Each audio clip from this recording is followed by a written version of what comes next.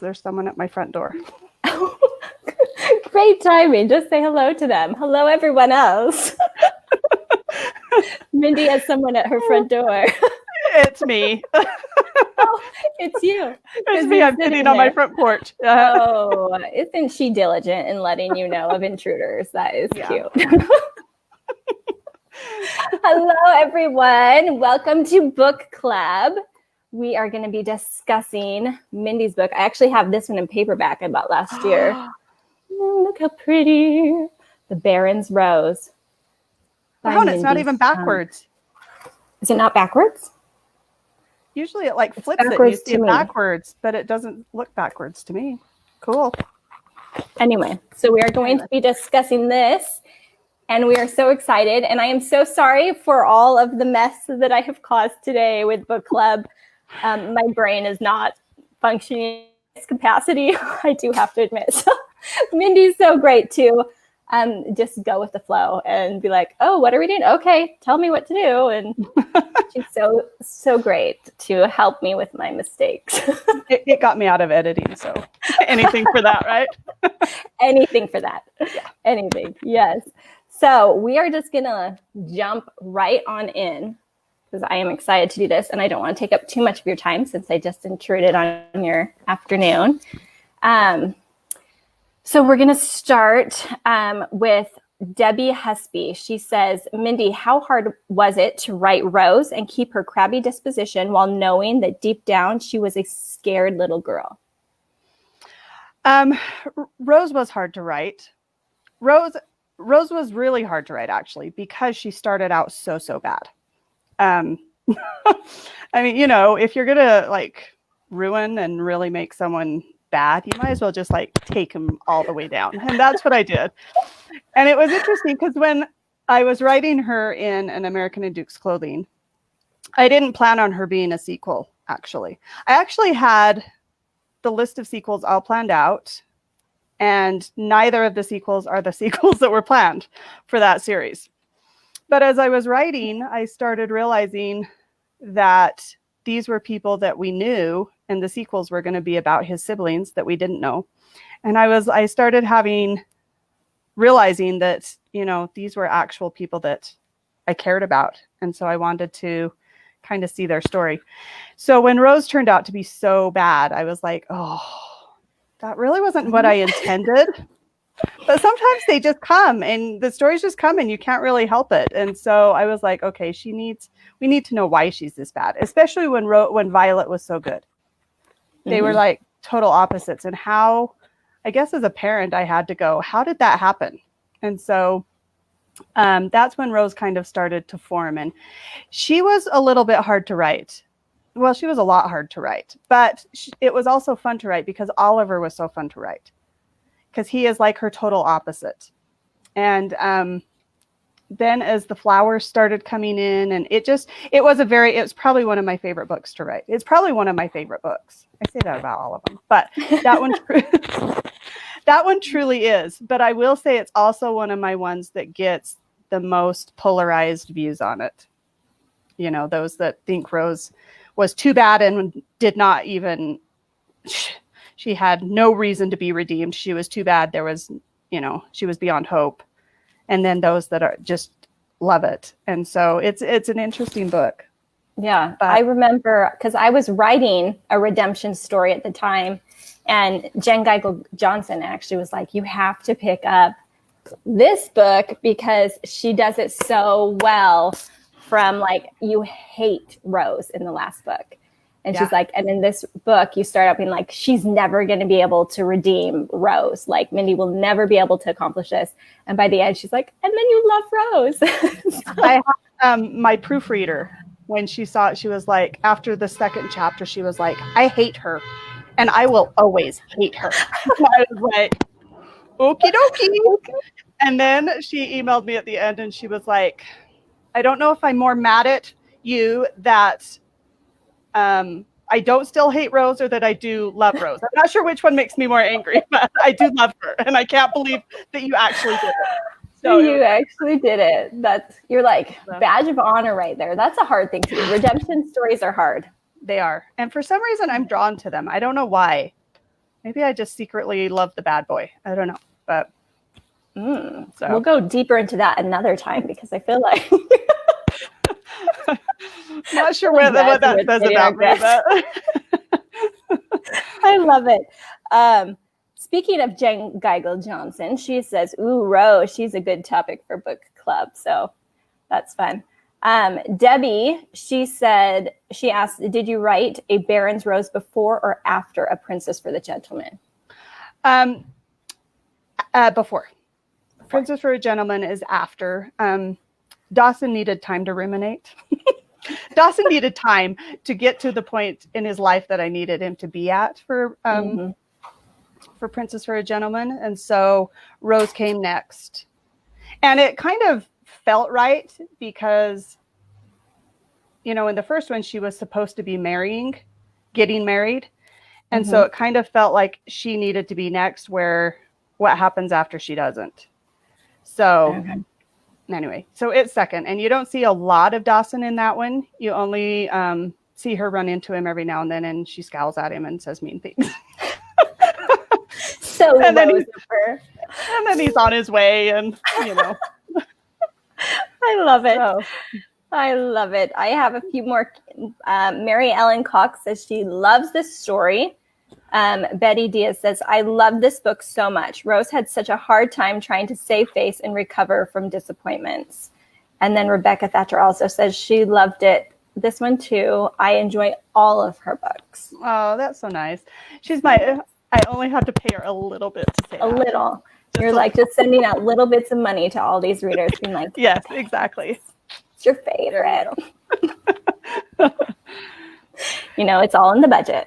Yes, yes. It's called marketing. You were so funny.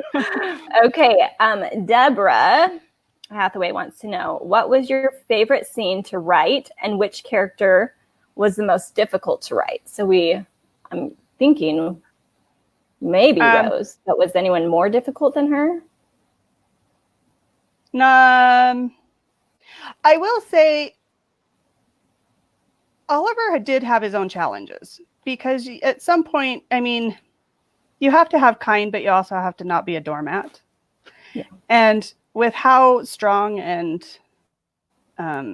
mean Rose was at times, then I had to make it so that it wasn't just always him being like, "Oh, yes, dear. Yes, dear." There had to be times when he was like, "Up your nose with a rubber hose, sweetheart." No, I kind of just push back a little bit so that he had some depth to him too. And so I hope that I accomplished that. That was something I was trying to do. And you did. Which I loved his mother for that, because his mother was very good at seeing both sides, I think, and being able to be like, "You were wrong when you did that."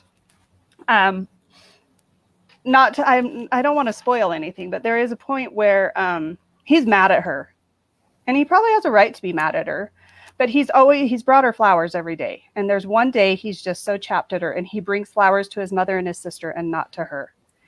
And his mother was just like, "What did you do?" And he goes, "It's not like she knows what they mean anyway." And she said, "No, but she knows what it means when you don't give them to her."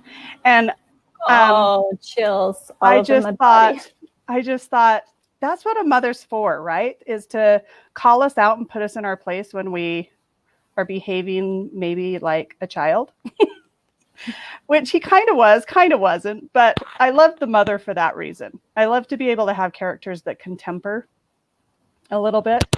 My favorite scene to write in that book was probably the end scene, one of the end scenes, when it's after the black moment, when Rose finally figures out what the flowers mean. Because anyone who's read the book knows that flowers and their meanings play a huge role in that book. And for her to be able to all of a sudden realize what he was saying with each bouquet of flowers that he gave her, and then for her to reciprocate and to be like, and for him to say, there's a point, I think, if I remember it correctly, this was a long time ago, but there's a point where he says, where she gives him flowers and he says, what if I just want to hear you say it? And she says, no, first I need to say it the way you understand it. With the flowers, it's her way of saying, I wanted you to say it in words, and I wasn't accepting the way you were saying it. It's kind of that love language thing where you're figuring out each other's love language in a relationship. And so I loved that scene because I thought it kind of brought them together, and it brought them onto that even playing field where you could see that she understood him, but he also understood it was her understanding him. Does that make sense? I don't know. No, it's all beautiful. It is beautiful. So, very well done. I do think this book is one of my favorites because I think it's probably one of the deepest and the most beautiful sentiments. Maybe it's just because I like flowers. I don't know. But no, I think it's very, very deep. Martha wants to know, did anything in particular inspire this story? Can you share the inspiration for any specific character or scene? The flowers actually, I think, were because my husband sent me flowers at about the same time I started writing it. And all of a sudden I was like, I knew flowers meant something, and I don't even know why, but that day I was like, wonder what these mean. And I looked it up and I was like, well, that's not probably what he meant. And I thought that would be really kind of cool to, have. And I knew that it was big during the Victorian, but I knew it wasn't a thing during the Regency, which kind of played to my advantage because it meant that the chances of her knowing that flowers had meaning was not great. And so it kind of played into it that he could have this entire secret conversation with her and she not even know it. Not know. So, which makes it so great. A marriage of convenience. Yeah. And obviously the inspiration for Rose was just that she was so, so bad. And I knew I had to turn that around. So that's I guess awesome. I don't like having people be super, super bad. I don't know if that's my need for everyone to like me, or maybe deep down, I don't know. But I don't like having mean people for the most part. Yeah, well, I think because everyone has a story, right? And so like my husband always says this. He's always like, it's so interesting. I feel like I hardly know myself, let alone you, let alone anyone else. He's like, so every person you meet, like they have a story and we don't understand it. And I think Rose has a story. And so I love that you told it, because we could have just looked at her, from the last one and been like, oh, she's the worst ever, Yeah. That's the end. Yeah. Well, and I think it was easy to see why Violet had personalities that she did. Violet, we knew her tragic story. We knew why she did what she did, thought the way she thought. But Rose seemed like she got everything, and so she should be the perfect person. But, I don't know that we realize sometimes underlying and how, the way Rose or Violet was treated ended up having residual effects on the way Rose felt she was treated. And whether it's perceived on Rose or whether it's actually true, it doesn't really matter when it comes down to it. It's how we feel and how we perceive it. And if we feel and perceive we're wrong, that's what we're going to act upon, whether it's true or not. And I think that also was part of what I was trying to get across, is that she needed to learn that it was perception, a lot of it, and that sometimes her perception was skewed and wrong. And so, it's kind of one of those, and I don't know, maybe I was at a time in my life when I needed to see that for myself. And I was like, oh yeah, well, maybe I'm not seeing this correctly. I don't know. But anyway, so. How often do our books do that to us, right? We're like, oh, darn it. Probably more than we hope readers realize. I love it. I love it. So Shaylin Maxwell says, I usually judge a book by its cover. How much control did they give you on the cover for this book? It drew me in right away. For me, I have total control because I own my own publishing company. So if I say you will have this cover, then I say I don't want that cover, and then I say okay. No, I had for my first book, I had done a collaboration with some other authors, and when I did that cover, we were using stock photos, and I realized just how incredibly limited you are on images.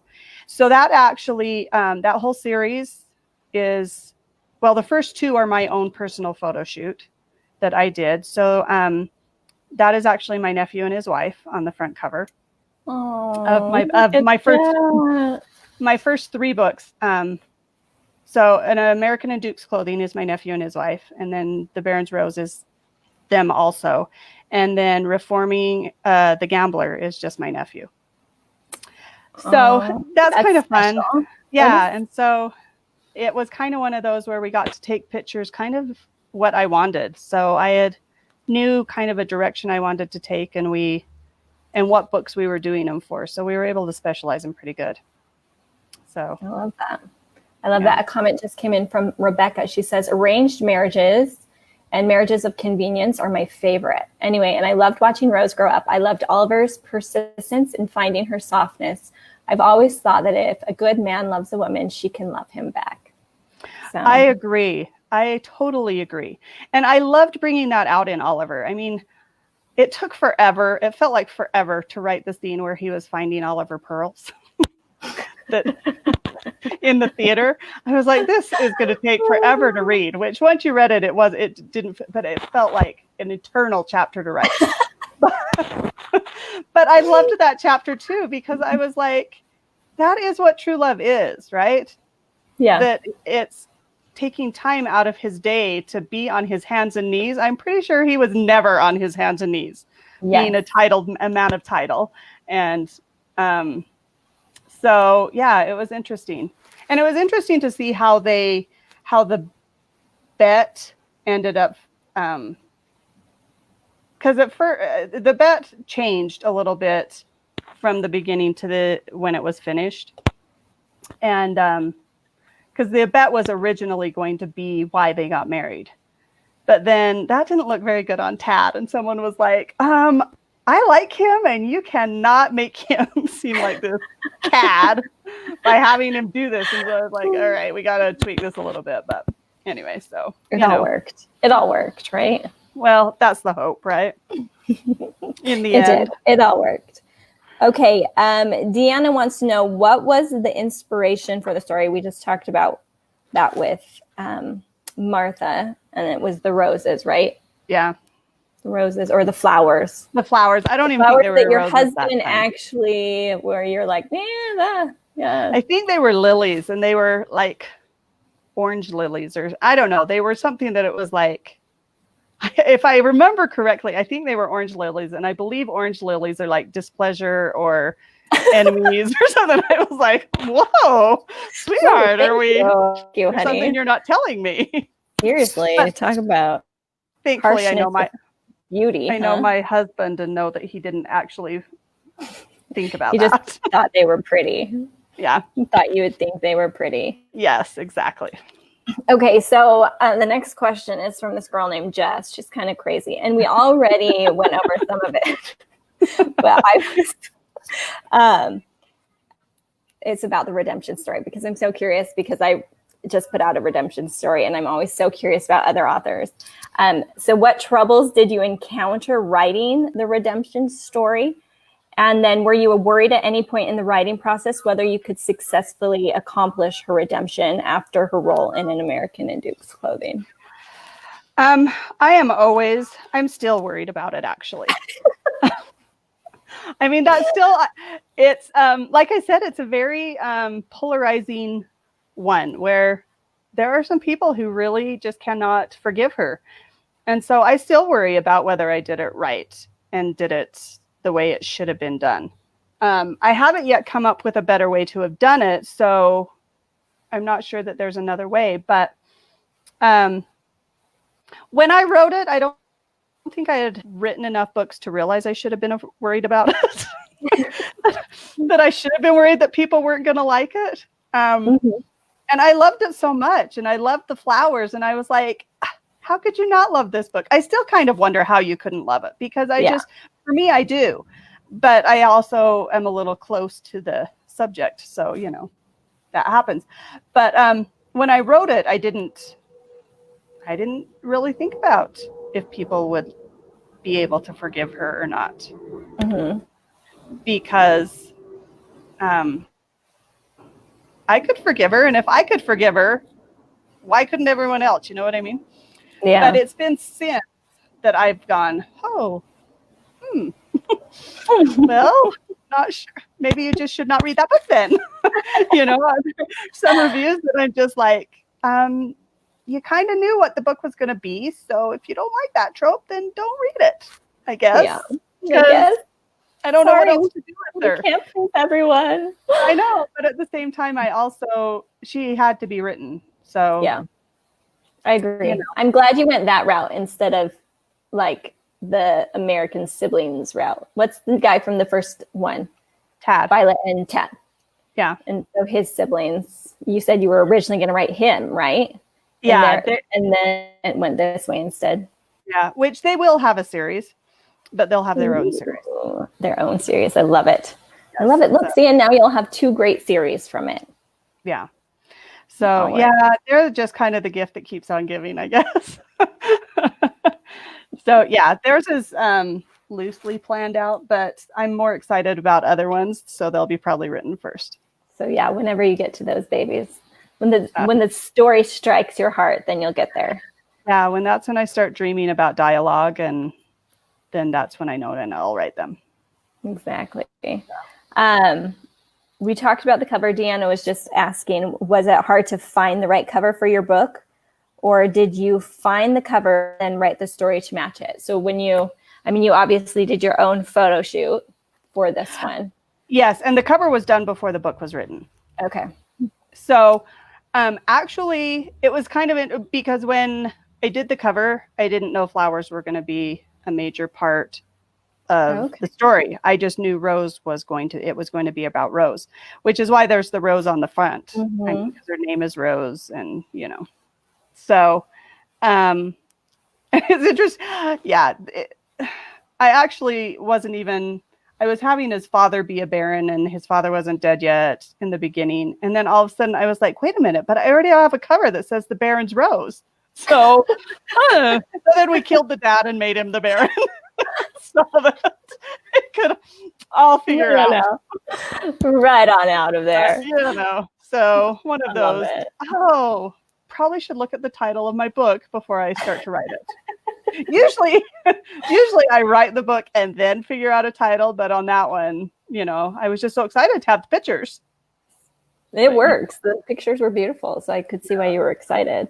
Yeah. Okay, Betty wants to know what inspired you to have Oliver use flowers as a form of communication, which that was the inspiration of your husband. See, everyone wants to know. They're like, Mindy, this is fabulous. What inspired this? And then she also said, Rose was a hard person to like. She was a difficult character. Was she a difficult character to write about?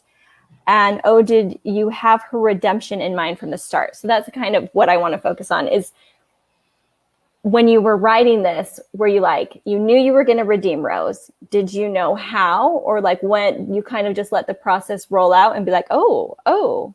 Yeah, no, I didn't know. I'm a total pantser, like total pantser. If I do any kind of an outline, which I do slightly just so that when I do sit down to write, I don't have to spend as much time like going, are they going to be in the drawing room or are they going to be in the library? So mostly when I outline, it will be like 4 sentences that say they're in the library and they're going to do this. And that's all right. Like, for example, on Reforming the Gambler, my outline said he sees the kid, Gus, go to the castle. And he goes after him. That is the only outline I had. But then as I started writing, I was like, oh, my heck, wouldn't it be awesome if there were dungeons in the bottom of the castle? And I was like, oh, that'd be so cool. So I started writing that. And then I was like, oh, my heck, it'd be even better if he got locked in. What if he's claustrophobic and got locked in? And then all of a sudden it just came. But all I had in the outline was where he was and what, that brief little bit. So that's how I write. And so for the most part, usually when I write a book, I know the beginning and I know the black moment. if I don't know the black moment, it's kind of rough, and that's happened before. But so I usually know the black moment, and then it's just filling in. So I knew she was going to be redeemed, but I didn't fully know how that was going to happen. I didn't know. I didn't really. It just came kind of as I wrote. And I guess part of it is deep down inside. I know we don't like to admit it, but I think we all have those times when we're just like, feel wronged. And we know that, or we believe that whoever did this to us is totally wrong and they totally deserve to, go straight to Hades. And so I guess I just channeled my inner mean girl. I don't know. I've got this.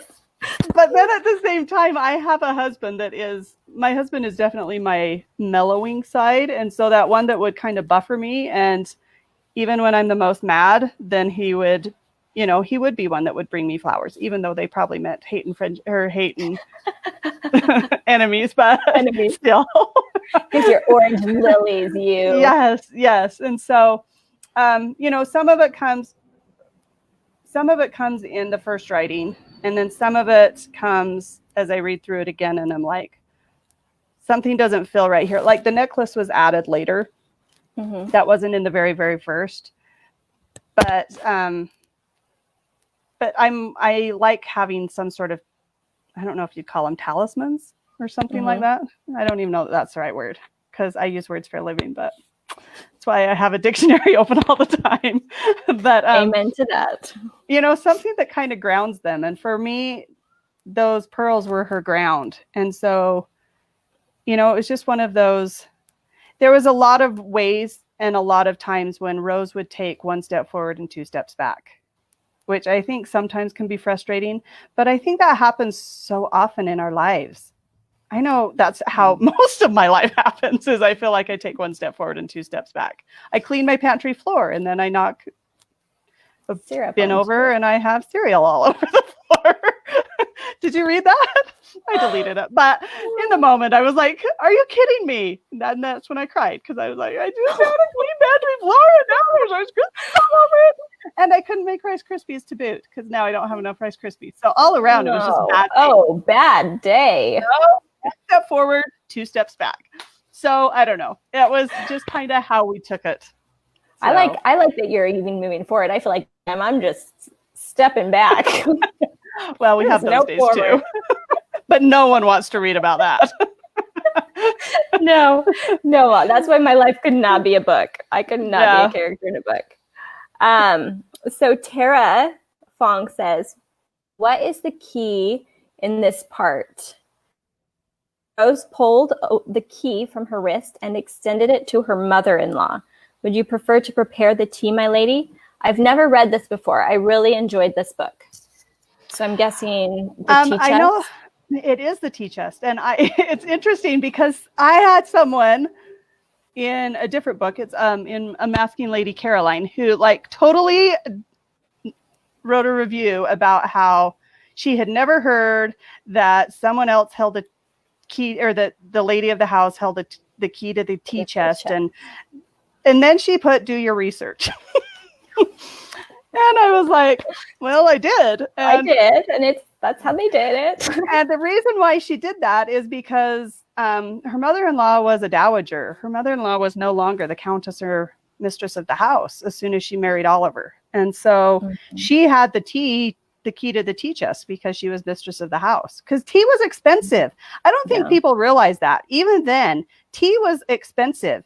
And a lot of the time, people would reuse their tea leaves over and over again. Yep. So to just be whipping out new tea leaves out of a tea chest, it's not like they would leave that to their servants to do.